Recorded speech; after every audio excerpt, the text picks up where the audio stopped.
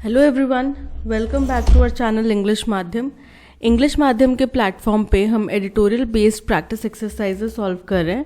तो स्टार्ट करते हैं आज का session with thought of the day, that is work hard in silence and let your success make the noise.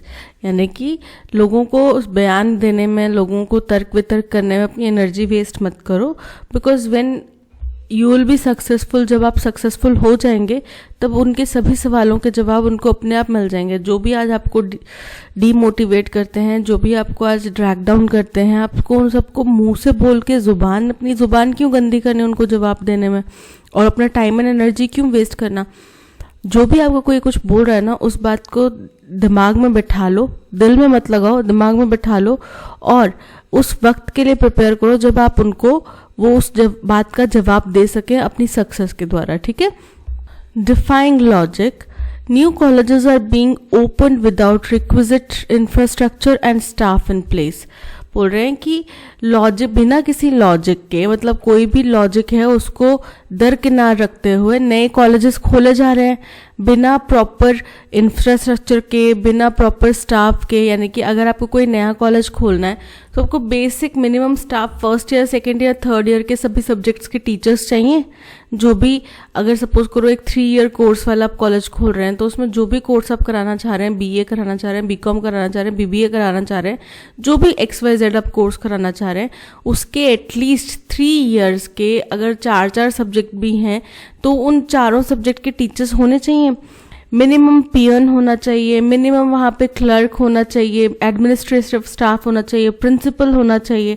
ये कुछ चीज़ें हैं जो बेसिक नेसेसिटीज़ हैं। ठीक है। उसके बाद में प्रॉपर क्लासरूम, डेस्क, ठीक है, बच्चों की यूटिलिटी का जो भी उससे रिलेटेड सामान है। ठीक है। अब इंजीनियरिंग कॉलेज है तो उसमें प्रॉपर लैब्स होनी चाहिए। अगर लैब नहीं है तो इंजीनियर्स क्या वहाँ पे प्रैक्टिकल परफॉर्म करने वाले हैं। अगर इलेक्ट्रिकल इंजीनियर है तो AC मशीन्स की लैब होनी चाहिए, DC मशीन्स होनी चाहिए वहाँ पे, और अदर चीज़ें हैं, वो प्रॉपर इंफ्रास्ट्रक्चर होना चाहिए। तो बोल रहे हैं कि बिना किसी लॉजिक के, हर एक लॉजिक को डिफाई करते हुए, दरकिनार रखते हुए नए कॉलेजेस खोले जा रहे हैं बिना प्रॉपर इंफ्रास्ट्रक्चर के, जो कि प्री रिक्विजिट है। ठीक है। यानी कि खोलने से पहले आपके पास इंफ्रास्ट्रक्चर होना चाहिए और स्टाफ होना चाहिए। ठीक है।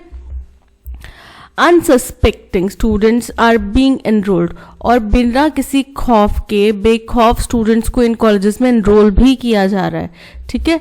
Rather than learning a lesson from this unethical practice that jeopardises the careers of the students. बोल रहे हैं कि जहां तो उनको इन अनएथिकल, यानी कि ये जो इनमॉरल प्रैक्टिस वो कर रहे हैं, ठीक है, गलत कार्य, गलत तरीके से बच्चों को एनरोल करना, ये इससे उनको सीखना चाहिए था कि इन चीज़ों से बच्चों का करियर जो है पूरी तरीके से खराब हो सकता है, बर्बाद हो सकता है। The authorities responsible for giving clearances to such institutes seem to be turning a blind eye to the problem। कि अथॉरिटीज को एक तो सीख लेनी चाहिए थी इन चीज़ों से और इनके अगेंस्ट एक्शन लेना चाहिए, लेकिन अथॉरिटीज क्या कर रही हैं, जिनके पास इनको लाइसेंस देने का अधिकार है कि ये कॉलेज की एप्लीकेशन आई है नए की, यहाँ पे खोलना चाहिए कॉलेज या नहीं खोलना चाहिए, वो अथॉरिटीज वो चेक करने के बजाय क्या कर रही हैं, अंधाधुंध, यानी कि टर्निंग अ ब्लाइंड आई, यानी कि उन्होंने एक तरह से वो हमारे इस पूरे घटनाक्रम का गांधारी बने हुए हैं, आंख पे पट्टी बांध के उनने प्रॉब्लम को ही नजरअंदाज कर लिया है। ठीक है। मतलब वो प्रॉब्लम को देखना ही नहीं चाह रहे। A college in Himachal Pradesh and another in Punjab exemplify the sorry state of affairs। पूरे एक कॉलेज है हिमाचल प्रदेश का और एक कॉलेज है पंजाब का। ये दोनों एक उदाहरण देते हैं कि किस तरीके से ये मसला कितना गहरा है और कितनी बुरी स्थिति में है। ठीक है। As many as 72 students were admitted in the first year of a bachelor's degree course at Government Degree College in Kupvi. Kupvi Shimla में, ठीक है, कुपवी एक जगह है शिमला के अंदर, वहां पे एक गवर्नमेंट डिग्री कॉलेज के अंदर 72 स्टूडेंट्स को एनरोल किया गया फर्स्ट ईयर के अंदर, अपने बैचलर डिग्री कोर्स के फर्स्ट ईयर के अंदर, lacking teachers and with the store room of a near by government school as a classroom. और यहाँ पे टीचर्स नहीं है, ठीक है, और दूसरी चीज, इंफ्रास्ट्रक्चर की हालत देखो कि पास में ही एक गवर्नमेंट स्कूल है, उसका जो स्टोर रूम है उसको ये अपना टीचिंग रूम के तौर पे इस्तेमाल कर रहे हैं, ठीक है। The students can not be blamed for faring a poor result in just concluded exam. तो अब जो अभी क्या हुआ कि इस कॉलेज में एग्जाम्स हुए, ठीक है। अब बच्चों का डर, ऑब्वियसली बात है, लाजमी है। आप एक स्टोर रूम के अंदर बिना टीचर्स के, प्रॉपर टीचर्स के वहां पे आप पढ़ा रहे हैं, ठीक है। आपका कॉलेज के पास में अपना इंफ्रास्ट्रक्चर भी नहीं है, ठीक है। टीचर्स तो दूर की बात है, इंफ्रास्ट्रक्चर भी नहीं है, बेसिक जो रिक्वायरमेंट है। और फिर आपने दूसरे स्कूल के एक स्टोर रूम के अंदर बच्चों को पढ़ा रहे हैं और टीचर्स भी आपके पास पूरे नहीं, तो बच्चे क्या लिख कर आएंगे? तो उनका डरना तो ऑब्वियसली बात है, लाजमी है कि हमारा रिजल्ट तो खराब आएगा, है ना। तो ये बच्चों ने डर जाहिर किया। The authorities concerned have a lot to answer for letting this situation prevail. अब जो भी जिम्मेदार अथॉरिटीज हैं, जिनके पास भी ये जिम्मेदारी थी कि कॉलेजेस को अलॉटमेंट देना है, कॉलेज ओपन करने की परमिशन देनी है, वहां पे जाके वेरीफाई करना है, उनको बहुत सारे सवालों के जवाब देना बाकी हैं कि कैसे उन्होंने इस तरीके की परिस्थिति उत्पन्न होने दी, चलने दी, ठीक है।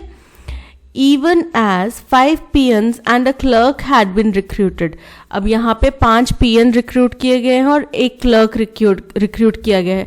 The plea that teachers from nearby Nerva College had been deputed to teach in Kupvi colleges specious. बोल रहे हैं कि वहीं पे इन्होंने क्या बोला, इन्होंने बोला कि हमने जो पास का ही एक नेरवा कॉलेज है वहां के टीचर्स को अलॉट किया है इस कॉलेज में पढ़ाने के लिए। और ये भी अपने आप में एक चिंताजनक विषय है। क्यों है? क्योंकि देखो, अगर आप सपोज करो कि आपका कॉलेज है, आपके कॉलेज के जो भी स्टाफ है वो आपके कॉलेज के लिए सफिशिएंट है। अगर आपके पड़ोस में एक कॉलेज खोल दिया जाए और बोला जाए कि भाई आपके टीचर्स, जो आधे टीचर्स हैं वो उधर जाके पढ़ाएंगे, आपके यहाँ पे तो स्टाफ शॉर्टेज हो जाएगी और उधर भी स्टाफ पूरा नहीं होगा, उधर भी शॉर्टेज ही रहेगी, इधर भी। तो एक की कमी को पूरा करने के लिए दो में कमी क्यों क्रिएट करनी? कोई लॉजिक बनता है कि आप एक गलत को छुपाने के लिए दूसरा गलत सामने कर रहे हो, ठीक है। उसको छुपाने के लिए आप एक और गलती कर रहे हो ताकि वो हाईलाइट ना हो पाए, okay. The Nerwa college itself is short of teaching staff. बोल रहे कि लेकिन नेरवा कॉलेज के तो खुद के पास टीचर्स की कमी है, ठीक है। And it would have been unfair to its students and had they been deprived of teachers. और नेरवा कॉलेज के स्टूडेंट्स के साथ में ये धोखाधड़ी होगी, बेईमानी होगी, ठीक है, अगर उनके टीचर्स को वहां से हटा के कुपवी कॉलेज में पढ़ाने के लिए भेजा जाता है। Exhibiting a similar lackadaisical attitude are those in charge of Chintpurni medical college Pathankot.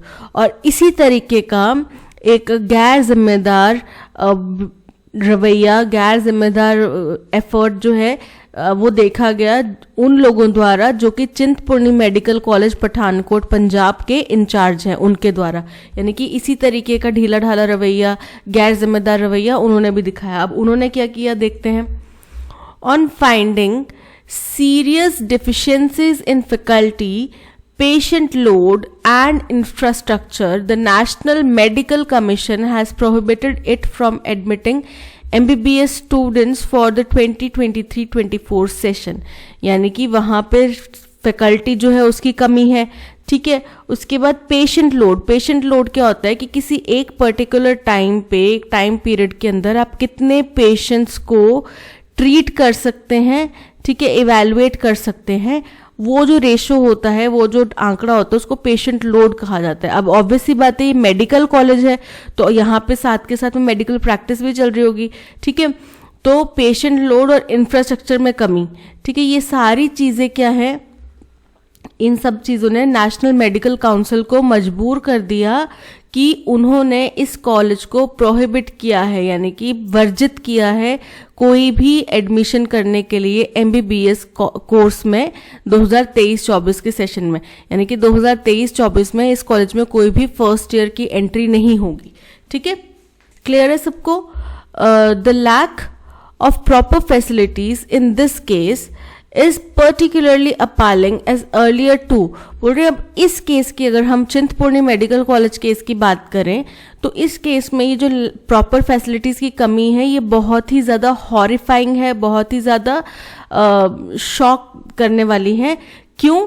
क्योंकि यहाँ पे पहले भी अर्लियर टू इन 2017-2018 यानी कि 2017-18 और 18-19 में भी the college had been debarred from taking fresh batches of student, यानी कि कॉलेज को पहले भी वर्जित किया था, प्रोहिबिट किया गया था कोई भी नया बैच स्टूडेंट्स का लेने के लिए, ठीक है। And current peoples were accommodated in other college, और जो उस टाइम के बच्चे थे जिन्होंने एडमिशन लिया हुआ था उनको दूसरे कॉलेजेस में ट्रांसफर किया गया था, ठीक है। तो ऑब्वियस सी बात है कि अगर 2017-18, 18-19 में ये सिचुएशन आई है और अब फिर से ये सिचुएशन आई है, तो जाहिर सी बात है कि अथॉरिटीज़ ने कई सारी चीज़ें नज़रअंदाज की होंगी। अब आप खुद सोचो कि सपोज करो कि आपके साथ में एक कोई इंस्टेंस हुआ कि आप के एग्ज़ाम डेट्स लिखी हुई थी डायरी में, आपका कल की डेट में मैथ्स का एग्ज़ाम था, लेकिन आपने इंग्लिश की प्रिपरेशन करी, शाम को आपको पता चला कि कल मैथ्स का एग्ज़ाम था, ठीक है, ये एक बार गलती हुई, लेकिन क्या आप फ्यूचर में ये गलती दोबारा होने देंगे? आप 1000 बार क्रॉस चेक करेंगे, जिस दिन आप पेपर देकर आए उस दिन 1000 बार क्रॉस चेक करेंगे कल किसका पेपर है, कल किसका पेपर है, कल किसका पेपर है, राइट। अब दोबारा ये गलती नहीं होने देंगे। लेकिन यहाँ पे कंसेक्यूटिव 2 साल पहले भी 2 बारी पहले भी इनको वर्जित किया गया था कि आप एडमिशन नहीं करोगे, फिर भी अब फिर से वही स्थिति आ पहुंची है। दैट मीन्स जो अथॉरिटीज़ हैं उनने बहुत सारी चीज़ों को अनदेखा किया है, तभी दोबारा वो परिस्थिति पहुंची है, right. The college has apparently failed to fill the infrastructural gaps. तो कॉलेज का मतलब कि ये है कि कॉलेज जो उनके इंफ्रास्ट्रक्चर में गैप है उनको फिल नहीं कर पाया, ठीक है, वो तो ऑब्वियसली दिख रहा है हमें, है ना। It is a matter of grave concern that colleges are functioning without complying with the statutory regulations. अब आपको पता है यूजीसी के बेसिक नॉर्म्स हैं कि कोई भी कॉलेज जो है वो उसके पास में कुछ प्री रिक्विजिट होने चाहिए ऑपरेट करने के लिए, लाइसेंस लेने के लिए, परमिशन लेने के लिए, राइट। तो ये बड़ा ही ज़्यादा चिंता का विषय है, बड़ा ही ज़्यादा कंसर्न की बात है कि इस तरीके से कॉलेजेस जो हैं बिना जो हम इनकी गवर्निंग बॉडी है, उनके रूल्स एंड रेगुलेशंस हैं, उनके बिना माने हुए ही चले जा रहे हैं धड़ल्ले से, ठीक है। Urgent corrective action is a must, और हमें बहुत जल्दी इनके ऊपर एकदम से एक्शन लेना बहुत ज़रूरी चीज़ बन गई है, ठीक है। तो ये था सारा का सारा पैसेज। अब चलते हैं क्वेश्चन नंबर 1 की तरफ। Based on the passage, which of the following demonstrates a failure in critical thinking by the authorities responsible for college clearances? यानी कि जो कॉलेज क्लियरेंस देती हैं अथॉरिटीज, उनके द्वारा क्रिटिकल थिंकिंग की कहाँ कमी आई है अकॉर्डिंग टू पैसेज, ठीक है।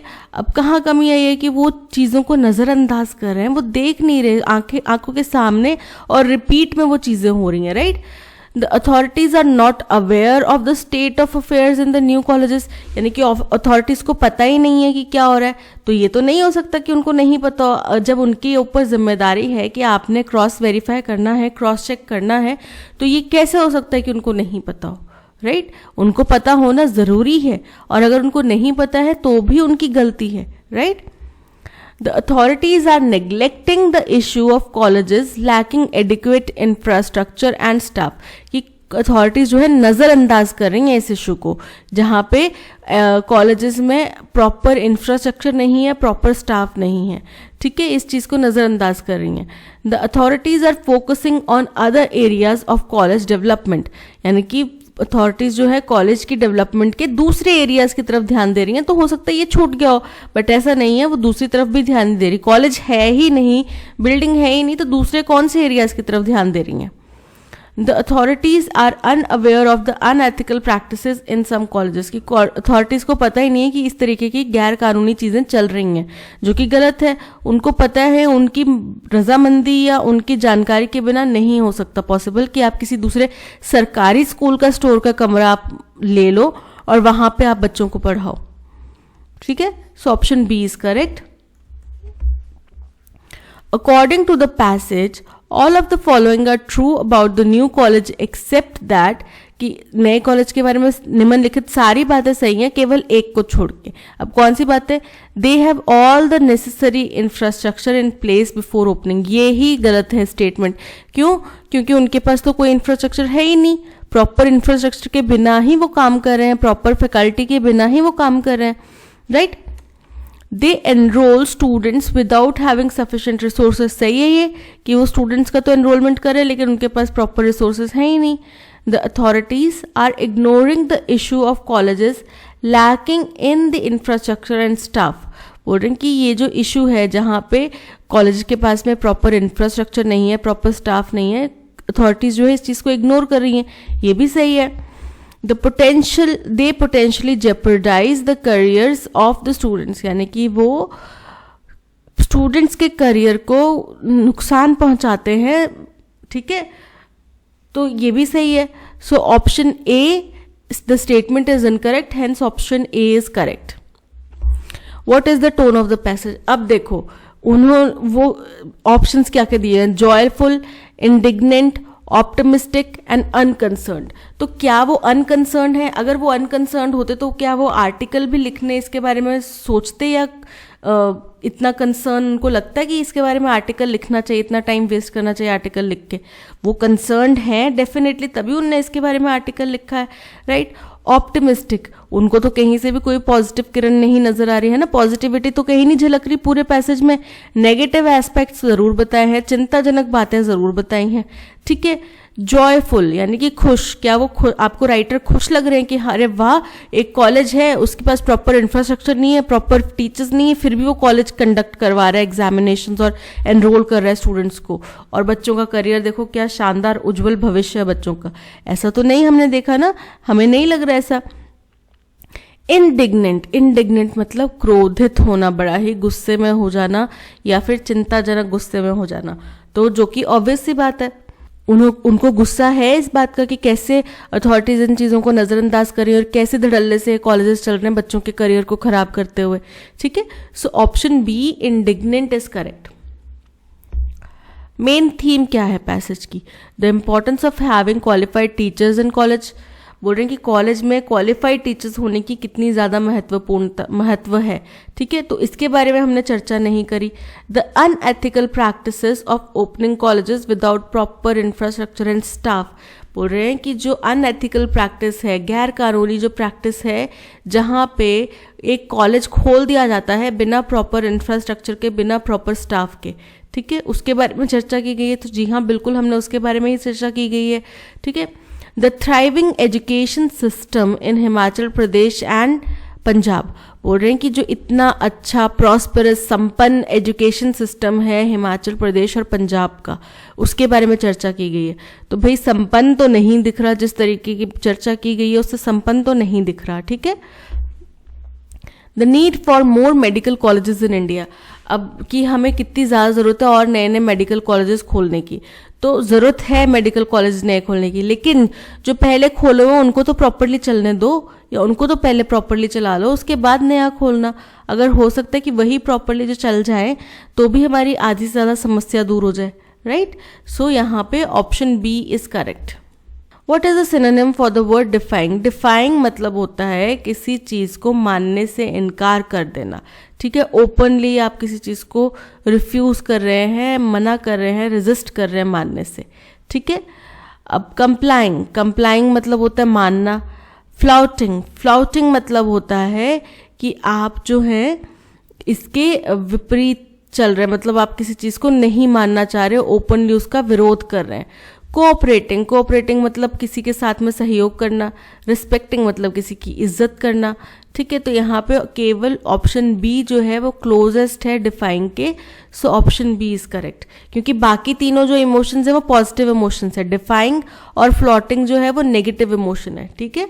अपालिंग का हमें सिनोनिम बताना है, ठीक है। तो अपालिंग का मतलब होता है बड़ा ही डराने वाला, हॉरिफिक, ठीक है। अब टेरिफाइंग भी, अगर आप किसी चीज़ से डरे होंगे तभी आप टेरिफाई हो रहे होंगे, ठीक है, यानी कि वो चीज़ बहुत ही ज़्यादा टेरिफाइंग थी, डराने वाली थी। एक्सिलरेटिंग यानी कि बहुत ही ज़्यादा किसी को खुश फील कराना। एस्टॉनिशिंग मतलब एक्सट्रीमली सरप्राइजिंग और impressive, okay, and delightful, delightful मतलब बड़ा ही चार्मिंग।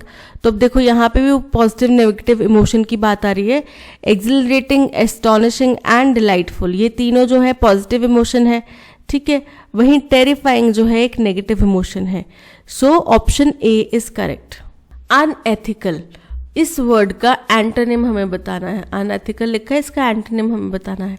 अनएथिकल का मतलब होता है गैर कानूनी, कोई भी ऐसी चीज जो नियम कानूनों के अनुसार या मॉरली सही नहीं है, ठीक है। तो ऑपोजिट क्या हो जाएगा, मॉरली अगर कोई चीज सही नहीं है तो यानी कि मॉरली करेक्ट है। डिसऑनरेबल यानी कि आपकी एकदम आपको ऐसा लगता है कि ये मेरी बेइज्जती करने लायक कर रहा है इस बात को करके। अनप्रिंसिपल्ड यानी कि कोई चीज़ जो बिल्कुल सही नहीं है, ठीक है। करप्ट, करप्ट आपको पता ही है कि ये चीज़ अच्छी नहीं है, सही नहीं है। मॉरल, मॉरल मतलब कोई ऐसी चीज़ जो आप बहुत ही ज़्यादा परफेक्ट है, मॉरली करेक्ट है, ठीक है। यानी कि जो हम बोलते हैं ना आइडियल्स जो होते हैं उनके अकॉर्डिंग वो बात बिल्कुल सही है, ठीक है। तो अनएथिकल मतलब गैर कानूनी और मॉरल मतलब कि कानूनी तौर पे एकदम सही है। Option C is correct.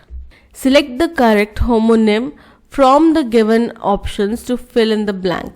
If he wants dash information send him to me.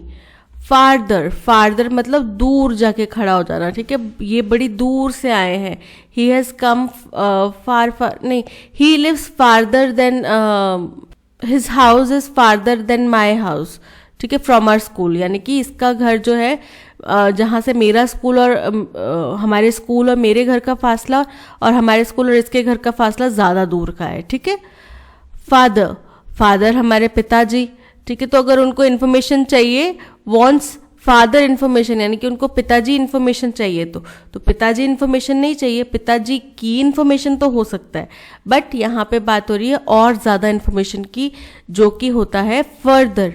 Further मतलब कि इसमें हमें और ज़्यादा इन्फॉर्मेशन चाहिए। अगर उसको और ज़्यादा इन्फॉर्मेशन चाहिए तो उसे आप मेरे पास भेज दो, right. So option C is correct. Select the option that expresses the given sentence in direct और इनडायरेक्ट स्पीच, ठीक है। अगर डायरेक्ट में दिया है तो इनडायरेक्ट में बदलना है, इनडायरेक्ट में दिया है तो डायरेक्ट में बदलना है, राइट। सारांश said he had solve the crosswords the other day, the previous day, यानी कि उन्होंने कल के दिन में सारा का सारा क्रॉसवर्ड सॉल्व कर लिया है। ये किसने कहा, सारांश ने कहा, राइट। अब सारांश सेड, ठीक है। अब सारांश ने कहा, क्या कहा, I solve the crossword yesterday, ठीक है। यानी कि मैंने कल ही सारा का सारा क्रॉसवर्ड सॉल्व कर दिया था, राइट। तो सारांश said I have solved the, I have नहीं आएगा, सिंपल आई सॉल्व्ड, ठीक है। यानी कि मैंने सॉल्व कर लिया। सारांश सेड ही हैज सॉल्व्ड, ये तो फिर वही चीज़ आ जाएगी कि आप एक तरीके से इनडायरेक्ट में बोल रहे हैं, बट आपने कोट्स वगैरह लगा के और थोड़ा सा फॉर्म चेंज करके वर्ब की आप बोल रहे हैं, राइट। सारांश said I solve the crossword yesterday, यानी कि सारांश ने कहा कि मैंने क्रॉसवर्ड कल ही सॉल्व कर लिया था। Okay, so option C is correct. Active से पैसिव या पैसिव से एक्टिव में, your lunch box has been packed by mother, यानी कि पैसिव में एक्टिव में बदले क्या पैक क्या किया गया है, लंच बॉक्स, लंच बॉक्स किसने किया है, by mother. So mother has been है, यानी कि क्या आएगा, has packed your lunch box. Okay, mother has packed your lunch box. Option C is correct. The urban rural divided in the field of education and exacerbated during the pandemic has again been brought to the fore. The urban rural divided in the field of education, यानी कि गांव और जो शहर के बच्चे हैं वो एजुकेशन की फील्ड में डिवाइडेड है। Exacerbated during the pandemic has again been, और जो कि पेंडेमिक के दौरान और बढ़ गया था, has again been brought to the fore by the incident at Lehal Khurd village of Sangrur district, where residents locked up the local government primary school to protest against a shortage of teachers. ठीक है, तो क्या हुआ है कि लेहल Khurd village में Sangrur district के वहाँ पे गवर्नमेंट स्कूल को वहाँ के लोकल्स ने प्रोटेस्ट करने के लिए लॉक कर दिया.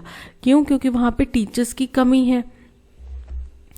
They insisted that the school would not be allowed to function till it had the required number of teachers. अब ये देखो, ये पूरा का पूरा जो यहाँ पे हम डिस्कस कर रहे हैं, जो हमने आर्टिकल डिस्कस करा, उससे मेल खाता है कि एजुकेशन सिस्टम में टीचर्स की ऑलरेडी कमी है और हम नए स्कूल्स एंड कॉलेजेस खोले जा रहे हैं. ठीक है, तो बोल रहे हैं कि उनने जोर दिया कि स्कूल तब तक नहीं चलने दिया जाएगा जब तक कि वहाँ पे रिक्वायर्ड नंबर ऑफ टीचर्स नहीं होंगे. The school has just 2 teachers for 200 pupils, यानी कि 200 बच्चों पे 2 टीचर्स हैं. 100 बच्चों को एक टीचर देख रहा है. Ratio student to teacher ratio देखो कितना खराब है.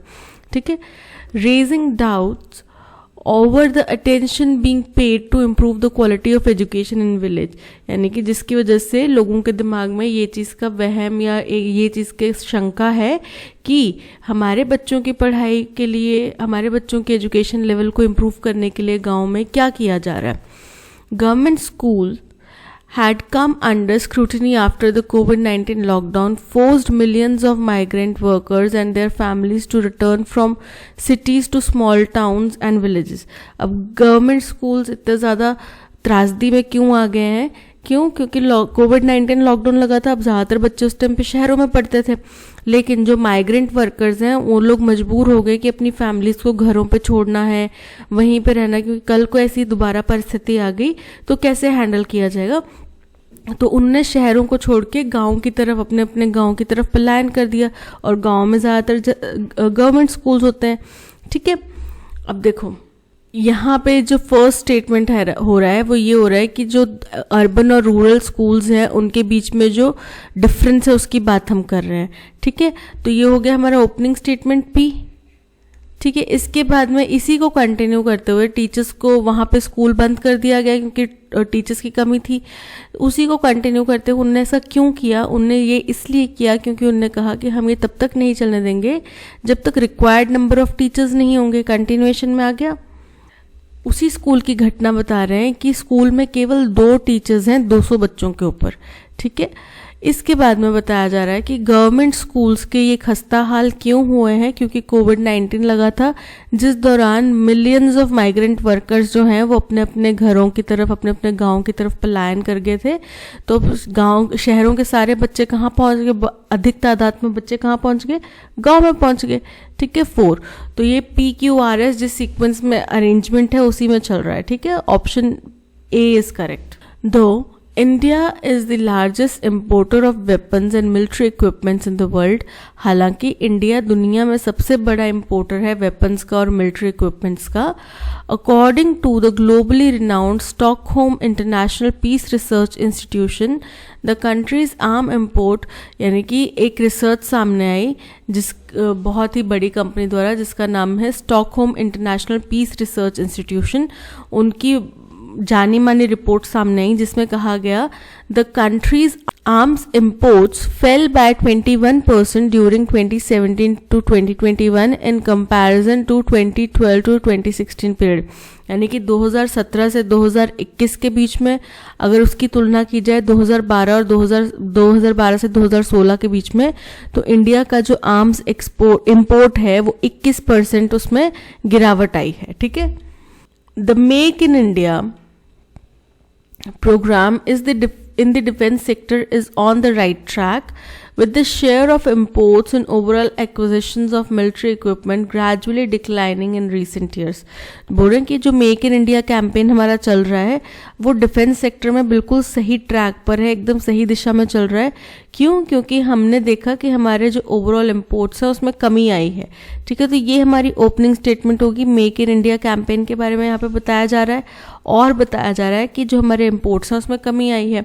ठीक है, इसके बाद में दूसरी स्टेटमेंट हो जाएगी कि हालांकि इंडिया सबसे बड़ा इम्पोर्टर है, बट स्टिल 2017 से 21 का कंपैरिजन अगर 2012 से 16 के बीच में किया जाए तो 21% की गिरावट आई है। ठीक है। The embargo on the import of hundreds of items is also spurring the development indigenous technologies. बोल रहे हैं कि जो इनके ऊपर रोक लगाई गई है, ऑफिशियल बैन लगाया गया है कि बहुत सारी चीज़ों के ऊपर जो इंपोर्ट होते हैं उनके ऊपर बैन जो लगाया गया है, इसने भी एक तरह से तेज़ी लाई है जो हमारे यहाँ पे इंडिजिनस चीज़ों की टेक्नोलॉजीज़ की डेवलपमेंट हो रही है। ठीक है, नई नई टेक्नोलॉजी की डेवलपमेंट हो रही है, उसके अंदर तेज़ी आई है। This trend shows that the emphasis on innovation and indigenization is producing positive outcomes। यानी कि इनोवेशन के ऊपर जोर देना, जो हम इनोवेशन के ऊपर जोर दे रहे हैं या फिर जो हम इसको एक अपने कंट्रोल के अंडर में लाके कुछ चीज़ प्रोड्यूस करने की कोशिश कर रहे हैं, इसके हमें पॉजिटिव आउटकम्स मिले हैं। ठीक है, तो यहाँ पे देखो जो ये हमने बात करी कि 2012 से 16 और 17 से 21 के बीच में कमी आई है क्योंकि मेक इन इंडिया प्रोग्राम की वजह से। तो बोल रहे हैं कि ये जो ट्रेंड है ये इस बात की तरफ इशारा करता है कि इनोवेशन और इंडाइजेनाइजेशन जो है वो बढ़ा है। ठीक है, उसमें पॉजिटिव हमें रिजल्ट मिले हैं। ये हो गया थर्ड। और ये क्यों हुआ है, जो हमने इंपोर्ट्स के ऊपर रोक लगाई है, बहुत सारी चीज़ों के इंपोर्ट्स के ऊपर रोक लगाई है, जिसने मजबूर कर दिया और जिसने कि और प्रोत्साहन दिया कि हम अपने ही देश में नई नई चीज़ें डेवलप करें। ठीक है, टेक्नोलॉजी को इम्प्रूव करें। तो हमारा अरेंजमेंट बन रहा है QPSR। देखो Q से एक ही स्टार्ट हो रहा है, option B QPSR is correct. Those with a certificate of completion of the course can now take the foreign medical graduation examination, but upon qualifying will have to undergo 2 year instead of the existing 1 year compulsory rotating medical internship। यानी कि जो complete कर लेते हैं, मतलब जिनके पास completion का certificate है कोर्स का, वो अब क्या कर सकते हैं, फॉरेन मेडिकल ग्रेजुएशन एग्जामिनेशन ले सकते हैं। लेकिन क्वालिफाई करने के बाद में उनको 2 साल की ट्रेनिंग से गुजरना पड़ेगा। ठीक है, जो कि पहले 1 साल की थी, और उस ट्रेनिंग का नाम क्या है, compulsory rotating medical internship, to make up for the clinical training which they could not physically attend। ठीक है, उस clinical training के लिए जो वो physically attend नहीं कर पाए थे उसकी भरपाई करने के लिए। The relaxation has got the approval of the Supreme Court, which on April 29 had directed the regulatory body to find a way out after ruling against provisional registration of foreign MBBS degree holders to finish their internship in India without completing the clinical training in physical form। बोल रहे हैं इस relaxation को supreme court की मंजूरी दी गई थी, जिसके ऊपर 29 अप्रैल को ये कहा गया था, सुप्रीम कोर्ट ने कहा था कि जो उनके रेगुलेटर है उनको ये कहा था कि आप तरीका फाइंड आउट कीजिए, आप कुछ ऐसा बीच का रास्ता फाइंड आउट कीजिए जिससे कि क्या हो।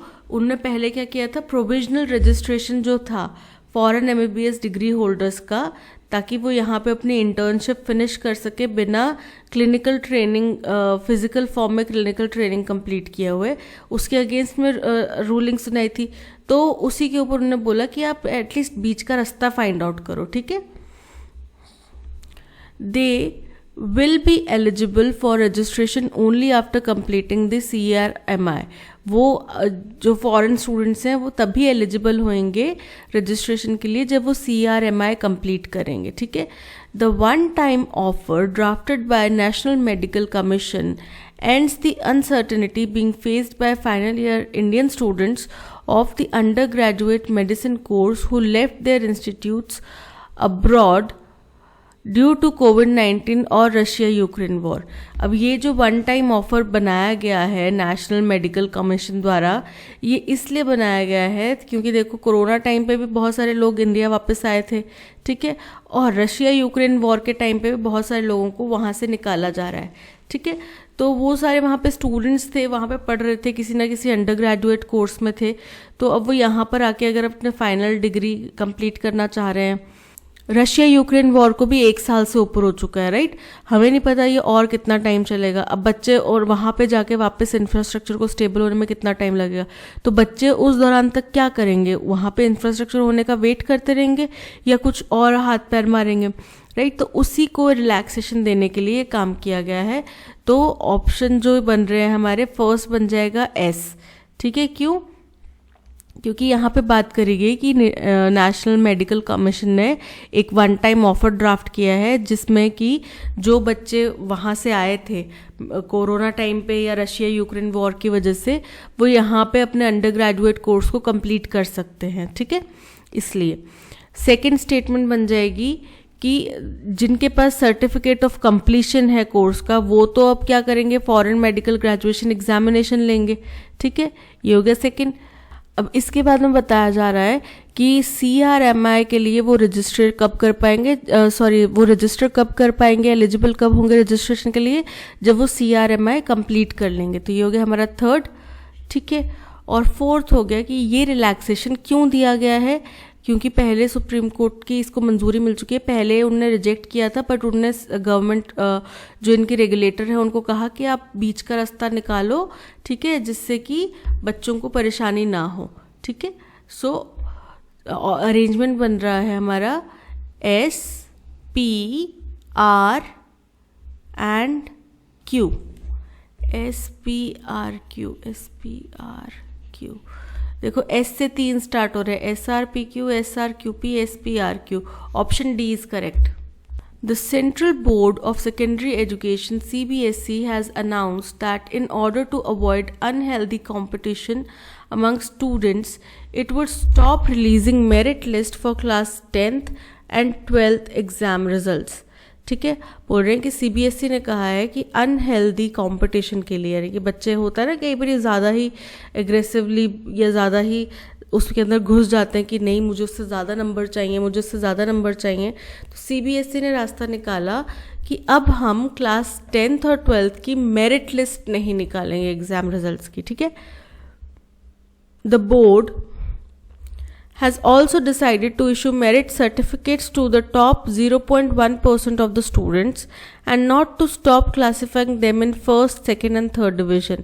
यानी कि अब वो सिर्फ केवल मेरिट सर्टिफिकेट देंगे 0.1% जो टॉप के स्टूडेंट्स होंगे उनको, और जो अब हम बोलते हैं ना फर्स्ट डिवीजन आई है, सेकेंड डिवीजन आई है, थर्ड डिवीजन है, उसमें बच्चों को क्लासीफाई या कैटेगराइज नहीं किया जाएगा, ठीक है। On the face of it, analyzed in isolation, the decision is progressive because the pressure, self-imposed or extraneous, to score high in CBSE exams causes great mental stress to students, many of whom are not equipped to deal with it at all at that stage in their lives. बोल रहे हैं कि ये क्यों किया गया?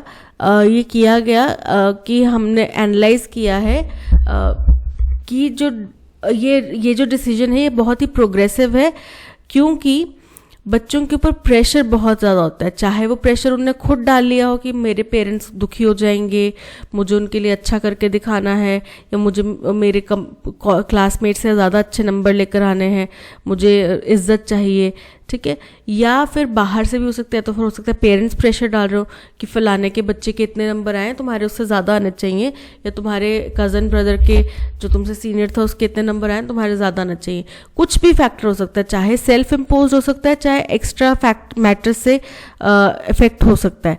लेकिन to score high, CBSE exams में ज़्यादा स्कोर करना, ठीक है, ये बच्चों को बहुत ज़्यादा मेंटल स्ट्रेस देता है। और उनमें से कई बच्चे उस दौरान पे, क्योंकि देखो आप कितने साल के बच्चे होंगे, 15, 16, 17, 18 इस साल के बच्चे होंगे, ठीक है। तो क्या इतने छोटे बच्चे उस लेवल पे इक्विप्ड हैं उस स्ट्रेस से डील करने के लिए? क्या वो मानसिक रूप से इतने तैयार हैं? CBSE's decision would allow class 12 students to prioritize the core subject they wish to pursue at undergraduate level instead of focusing on all subjects in order to attain a high aggregate score. अब ये जो CBSE का decision है, इससे क्या होगा, class 12th के जो स्टूडेंट्स हैं उनको कुछ कोर सब्जेक्ट्स में अच्छे मार्क्स लेने के लिए प्रेरणा मिलेगी. जैसे कि सपोज करो आपने साइंस फील्ड लिया हुआ है, ठीक है, तो साइंस में कोर सब्जेक्ट्स क्या है, फिजिक्स, केमिस्ट्री, मैथ्स. इसके अलावा या अगर आपने मेडिकल लिया है तो फिजिक्स, केमिस्ट्री, बायो, ठीक है. इसके अलावा आपके पास ऑप्शनल सब्जेक्ट्स भी होते हैं, ठीक है. इंग्लिश होता है, इंग्लिश मैंडेटरी सब्जेक्ट है. इसके अलावा आपके पास ऑप्शनल सब्जेक्ट्स होता है. आपने किसी ने इंफॉर्मेशन IT लिया होगा, किसी ने फिजिकल एजुकेशन लिया होगा, ठीक है. तो बाकी सब्जेक्ट्स आपको बेसिक जो कोर सब्जेक्ट्स हैं फिजिक्स, केमिस्ट्री, मैथ्स, उसमें अच्छे नंबर लेकर आने हैं. बाकी सब्जेक्ट्स को इंग्लिश हो गया, चाहे आपका ऑप्शनल सब्जेक्ट हो गया, उनके अंदर आपको ज़्यादा हाई स्कोर करने का आपका फोकस नहीं होना चाहिए, ठीक है. यानी कि बच्चों को इस चीज़ में आज़ादी मिल जाएगी. ओके, सो देखो सारा का सारा पैसेज जो है कि सेंट्रल बोर्ड ने एक अनाउंसमेंट करी है कि अनहेल्थी कंपटीशन को रोकने के लिए, ठीक है. ये हो गया फर्स्ट. इसके बाद में क्यों हमारा सेकंड हो जाएगा, केवल 0.1% स्टूडेंट्स जो होंगे टॉप के उनको ही मेरिट सर्टिफिकेट मिलेगा, ठीक है. उसके बाद थर्ड हो जाएगा ये क्यों किया गया, क्योंकि बच्चे खुद से या फिर बाहर से उनके ऊपर प्रेशर होता है जिसकी वजह से वो इतना स्ट्रेस झेल नहीं पाते हैं. और फोर हो गया कि CBI का ये जो डिसीजन है इससे बच्चों को मदद मिलेगी कि वो अपने केवल कोर सब्जेक्ट्स के ऊपर ध्यान दें, ठीक है. तो PQRS हमारा अरेंजमेंट चल रहा है और PQRS ऑप्शन D में दिया हुआ है. So option D is correct. The government had earlier stepped in to bail out the telco in 2019.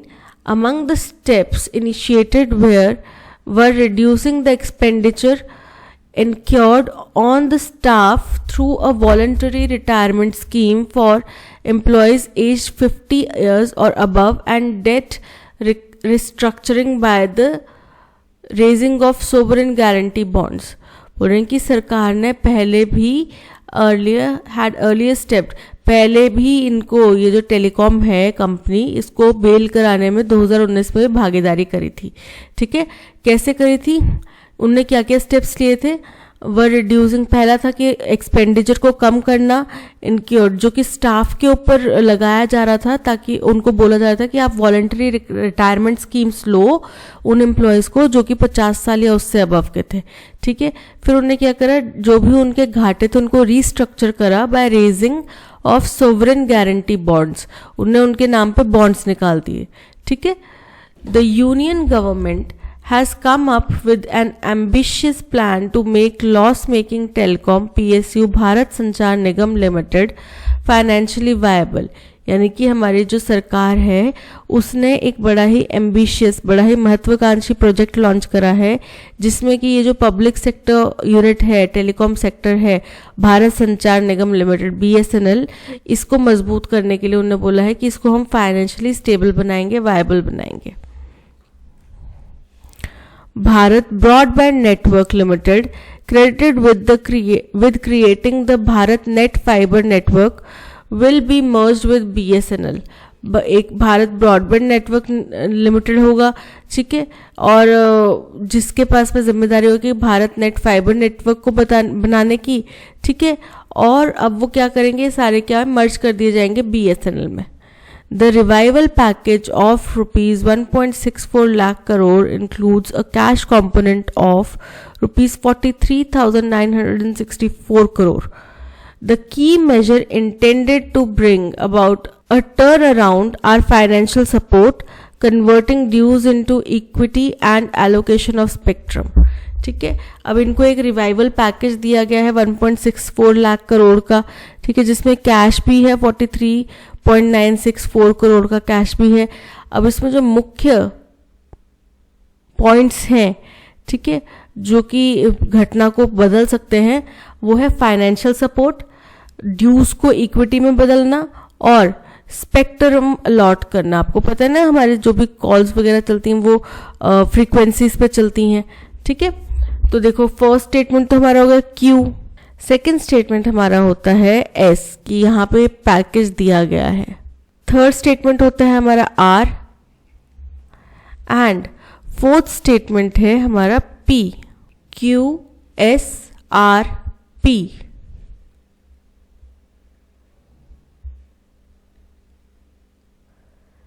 तो QSRP का अरेंजमेंट हमारा बन रहा है बी में, so option B is correct.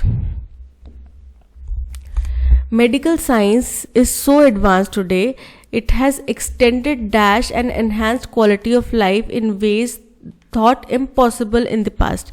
यानी कि मेडिकल साइंस इतनी एडवांस हो चुकी है कि उसने हमारी क्वालिटी ऑफ लाइफ को एनहांस करा है, एक्सटेंड करा है इन तरीकों से जो हम पहले कभी सोच भी नहीं सकते थे. एंड येट लाइफ मस्ट, और चाहे हमने जितनी मर्जी तरक्की कर ली हो फिर भी लाइफ का अंत क्या है? Death, right? उसको तो कोई टाल नहीं सकता. For those who dash someone dear to them, जिन लोगों ने किसी अपने को खोया हो, there is anger, disbelief and lack of acceptance. उनके अंदर गुस्सा होता है, वो मानना नहीं चाहते कि हमारा अपना इतनी जल्दी चला गया, ठीक है, और उसके अंदर गुस्सा भी होता है, ठीक है. And this is sometimes unleashed on the hospital, doctors and nurses. और कभी कभी ये गुस्सा जो होता है, ये जो लैक ऑफ एक्सेप्टेंस है, डिसबिलीफ है, ये डॉक्टर्स के ऊपर, हॉस्पिटल के ऊपर, नर्सेज के ऊपर उतर जाता है, ठीक है.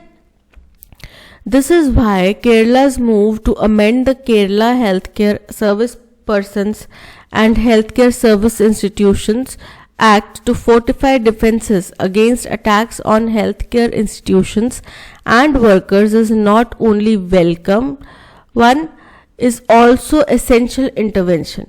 यानी कि इसी वजह से जो केरला सरकार ने एक Kerala Health Care Service Person और Health Care Service Institution Act बनाया है, जिसमें कि वो और ज़्यादा मजबूती देते हैं. कोई भी अगर अटैक हो किसी हेल्थ केयर कर्मचारी के अगेंस्ट या हेल्थ केयर इंस्टीट्यूशन के अगेंस्ट, तो उसको बचाया जा सके, उसके डिफेंसेस और ज़्यादा मजबूत हों, ठीक है. और ये केवल ना तो स्वागत, ये ऐसा कदम है जो केवल स्वागत करने योग्य नहीं बल्कि बहुत ज़रूरी इंटरवेंशन भी था, बहुत ज़रूरी था ये कदम उठाना. The death of a young house surgeon Vandana Das, एक young house surgeon Vandana Das की डेथ हुई है at the hands of inebriated patient during a routine medical examination in Kerala. किसके हाथ हुई है उनकी मौत? एक नशे में धुत पेशेंट था, ठीक है, और वो वंदना दास जो है अपने रूटीन मेडिकल एग्जामिनेशन के लिए जा रहे थे, ठीक है. उस दौरान पे उन्होंने उनके ऊपर अटैक कर दिया और उनकी वहीं पे मौत हो गई.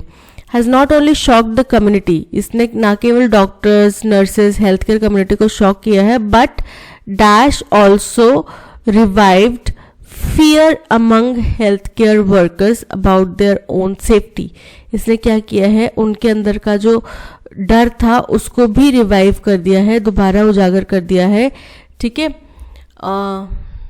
और वो अब अपनी खुद की जान के लिए चिंतित है.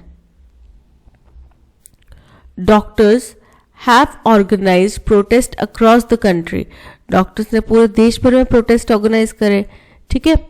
Condemning this attack and urging authorities to ensure protection, यानी कि उन्हें सबसे मतलब पूरी जगह पे उनने क्या किया, प्रोटेस्ट करे और उन्होंने कहा कि ये जो अटैक था ये बहुत ही निंदनीय था और हम चाहते हैं कि अथॉरिटीज इसके ऊपर जल्द से जल्द कार्रवाई करें और हम लोगों की प्रोटेक्शन भी सुनिश्चित करें, ठीक है.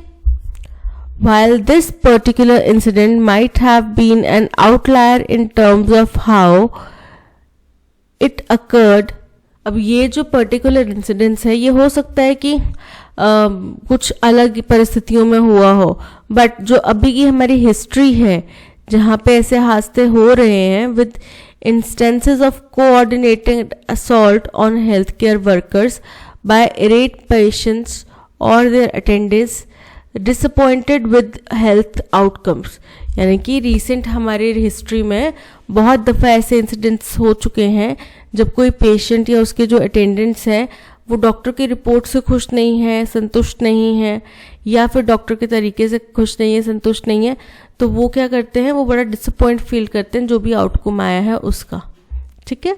Medical science is so advance today, it has extended dash and enhanced quality of life. It has extended longevity. Longevity मतलब होता है एक लाइफ स्पैन, ठीक है, आपका एक टाइम पीरियड कितना है वो उसने बढ़ा दिया. So option D is correct. For those who dash someone dear to them, lose मतलब होता है ढीला छोड़ना, और लूज मतलब होता है कि आपको कोई चीज खो गई है। लूज्ड मतलब यही इसका अलग डिफरेंट फॉर्म ऑफ वर्ब है, लूज्ड, ठीक है। और लॉस्ट मतलब कोई चीज खो गई है। तो for those who lost someone dear to them, there is anger, disbelief and lack of acceptance. This is why Kerala's move to amend the Kerala Healthcare Service Persons and Healthcare Service Institutions Act to fortify defense against attacks on healthcare institutions and workers is not only welcome but is also, अच्छा देखो यहाँ पे पहली बात तो हमारा जो आएगा कंजंक्शन बट आएगा, क्यों? क्योंकि वो एक कॉन्ट्रास्ट बताना चाह रहा है जो दोनों घटनाक्रम है उनके बीच में, कि ये जो केवल स्वागत करने योग्य नहीं है बट इज ऑल्सो एसेंशियल, बल्कि ये काफ़ी अच्छा भी इंटरवेंशन है, ठीक है। सो बट का यूज होएगा। और दूसरी चीज़ आप ये देखो, नॉट ओनली बट ऑल्सो, ये क्या दिख रहा है आपको? नॉट ओनली बट ऑल्सो, ठीक है। इससे हमें पता चल रहा है कि यहाँ पे नॉट ओनली तो आ गया, बट ऑल्सो के साथ में क्या आएगा? But is also essential intervention. So option C, but is correct. The death of a young house surgeon Vandana Das at the hands of an inebriated patient during a routine medical examination in Kerala has not only shocked the community but dash also revived fear among health care workers about their own safety. तो देखो यहाँ पे पूरा sentence देखो, इन Kerala has not only, अब यहाँ पे इस again not only but also वाला सिचुएशन आ रहा है, हैज़ आ रहा है साथ में वर्ब, ठीक है। Has not only but has also, ठीक है, तो सेम ही वर्ब आएगा, पूरी स्टेटमेंट एक जैसी होनी चाहिए ना, तो यहाँ पे option A has is correct. अब while this particular incident might have been an outlier in terms of how it occurred, यानी कि ये पर्टिकुलर अगर इंसिडेंट्स को हम देखें तो ये हो सकता है कि ये घटना कोई ऐसी घटना नहीं है जो मतलब हम बाकी चीज़ें डिस्कस करें ना उसके अनुरूप वाली घटना नहीं है। वो पेशेंट नशे में था, ठीक है, किसी तरीके के इन्फ्लुएंस में था और उनसे हो सकता है पहचानने में गलती हो गई, हो सकता है कुछ और समझ रहे हो वो कि हम मार नहीं रहे हैं, हम उनका धन्यवाद करें, बट वो एक्चुअल में मार रहे थे। कुछ भी XYZ सिचुएशन हो सकती है, बट ये जो केस है थोड़ा डिफरेंट है। लेकिन अगर रिसेंट हिस्ट्री को हम देखें तो बहुत सारे ऐसे इंस्टेंसेस पे जो पेशेंट है या पेशेंट के फैमिली मेम्बर्स हैं या पेशेंट के घर वाले हैं, वो सब जो है वो डॉक्टर के ऊपर अटैक्स करते हैं, फर्नीचर वगैरह तोड़ते हैं, नर्सेस के ऊपर अटैक करते हैं, ठीक है। तो ये हमने हाल फिलहाल में घटनाएं बहुत देखी हैं। तो ऑप्शन होगा पहला, देखो इनिशिएट, इनिशिएट मतलब किसी चीज़ की शुरुआत करना, रिप्लीट मतलब किसी चीज़ को बड़ा ही फिल्ड विद, ठीक है, ऐसे इंस्टेंसेस से भरा पड़ा है, यानी कि फिल्ड विद। एडवोकेट मतलब प्रचार करना, एंड रिनाउंस, रिनाउंस मतलब होता है रिजेक्ट करना, त्यागना। सो यहाँ पे option B replete is correct. आज के सेशन में इतना ही। इस सेशन की PDF प्लस ऑडियो एक्सप्लेनेशन आपको टेलीग्राम चैनल पे मिल जाएगी। इसके अलावा आप प्ले स्टोर से हमारी ऐप भी डाउनलोड कर सकते हैं। टेलीग्राम चैनल ज्वाइन करने का लिंक और प्ले स्टोर का लिंक आपको दोनों ही डिस्क्रिप्शन में दे दिया गया है। That's all for today. Thank you so much for watching. मिलते हैं नेक्स्ट सेशन में। तब तक लाइक शेयर और सब्सक्राइब ज़रूर कीजिएगा and keep learning and keep practicing. Bye.